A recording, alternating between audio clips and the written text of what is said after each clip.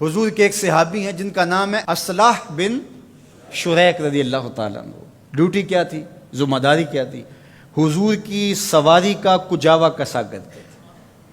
جب بھی سفر ہوتا یہ ساتھ چلتے، پڑاؤ ہوتا تو کجاوا کھول دیتے، پھر کوچ کرنا ہوتا تو کجاوا کس دیتے۔ ایک سفر پہ حضور کے ساتھ تھے، رات پڑاؤ کیا، انہیں غسل کی حاجت ہو گئی۔ پانی اتنا ٹھنڈا تھا کہ اگر یہ اس پانی سے غسل کرتے تو بیمار پڑ جانے کا خوف غالب تھا۔ تو یہ کہیں سے لکڑیاں جمع کر کے لاتے ہیں کہ پانی گرم کروں اور غسل کروں۔ ادھر کوچ کا وقت آ گیا تو انہوں نے جلدی سے ایک انصاری صحابی سے کہا کہ حضور کی سواری کا وہ کجاوا پڑا ہے، اس کو یوں کس دو۔ یہ گئے، کجاوا اٹھایا اور کس دیا، اور حضور بیٹھے اور تشریف فرما ہوئے اور قافلہ کوچ کر گیا۔ یہ پیچھے سے غسل کر کے تسلی سے اور پھر سواری لی اور جلدی جلدی یہ بھی دوڑاتے ہوئے قافلے کے ساتھ شامل ہو گئے۔ اور جو ہی ان کی سواری حضور کی سواری کے قریب آئی تو آقا کریم نے دیکھا اصلاح بن شریک ہے، اور مسکرائے اور کہا، اصلاح آج کجاوا بدلا بدلا سا لگتا ہے، تمہارے ہاتھ کا کسا ہوا نہیں لگتا۔ آج اس کی حضور میں نے کسا بھی نہیں ہے، یہ تو فلاں انصاری نے کسا ہے۔ تو میرے حضور نے فرمایا، تم نے کیوں نہیں کسا؟ تو سنو ذرا ان کے لفظ، تمہاری روح وجد کرے گی، لوگ سمجھے ہی نہیں دین کیا ہے، ذرا رنگ دیکھو ادب کا۔ حضور نے فرمایا، اصلاح آج کجاوا بدلا بدلا سا لگتا ہے۔ عرض کی حضور میں نے کسا بھی نہیں، یہ تو فلاں انصاری نے کسا ہے۔ تو کہا، تم نے کیوں نہیں کسا؟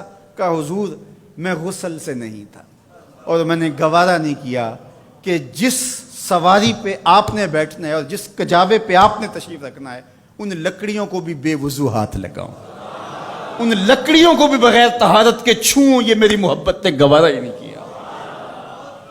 یہ محبت کا تقاضا ہے یار، جس آقا کی محبت کا تقاضا یہ ہے کہ عاشق بے غسل ان لکڑیوں کو بھی نہیں چھوتے جنہوں نے حضور کے بدن سے ابھی چھونا ہے، تو کیا کوئی اس نبی کے، اس پیغمبر کے خاکے بنائے تو وہ امت چین کی زندگی جی سکتی ہے، وہ قرار کے لمحے گزار سکتی ہے؟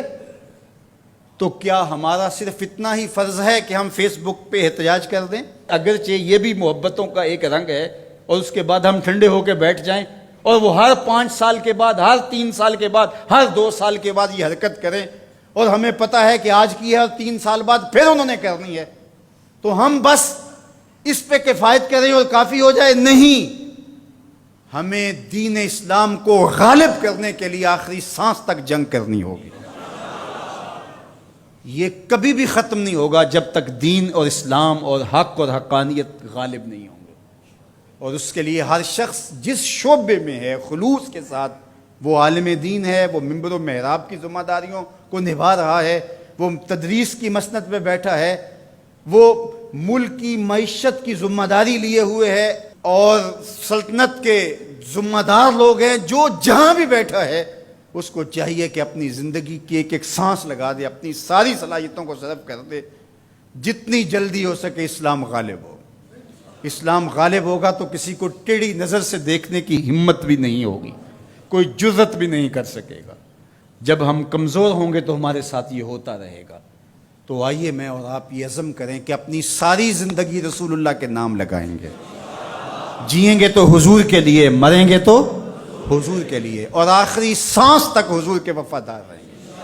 اپنی زندگی کا ایک ایک گوشہ حضور کے نام لگا دیں گے۔ اس کے لیے جہاں جہاں ضرورت تو ہمیں ہر جگہ موجود ہونا چاہیے، لیکن اس کا دیرپا مستقل حل کیا ہے کہ اسلام کا غلبہ ہو، اور ہم اپنی ذمہ داریاں ہی اپنے دائرے میں رہ کر کے جو ہمارے سپرد ہے وہ بھی ادا نہ کر رہے ہوں اور وہاں خیانت کر رہے ہوں، تو کس طرح ہم دنیا کے بپھرتے ہوئے ان طوفانوں کا مقابلہ کر سکیں گے اور ان مصیبتوں کو روک سکیں گے، ان سیلابوں کے آگے بند باندھ سکیں گے؟ تو اپنے حصے کا کام ضرور کیجئے، اور دن رات اللہ اس کے رسول کے دین کے لیے لگائیے، اپنی نسلوں کو تیار کیے حضور کی نوکری کے لیے، حضور کے دین کے لیے۔